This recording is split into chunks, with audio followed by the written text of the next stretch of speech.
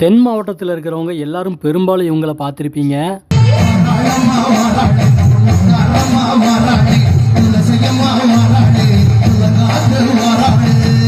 இவங்க தான் தங்க சுரங்கள் இன்னிசை கச்சேரி காமராஜ் காந்தி.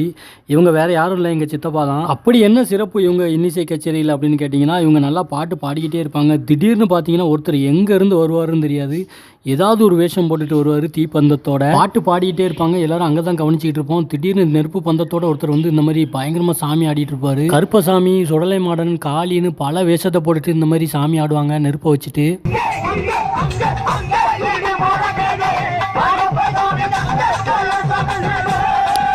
இந்த வீடியோவில் பின்னாடி பாருங்கள், ஊர் மக்கள்லாம் எப்படி உறைஞ்சி போய் நின்று பார்த்துட்டு இருக்காங்கன்ட்டு. எங்கள் சித்தப்பாங்கிறதுக்காக நான் சொல்லலை, உண்மையிலே இவங்க கச்சேரி அட்டகாசமாக இருக்கும்.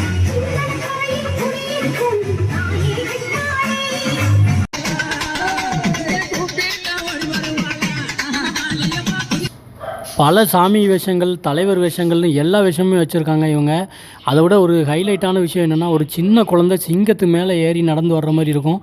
அதெல்லாம் அட்டகாசமாக இருக்கும் பார்க்குறதுக்கு.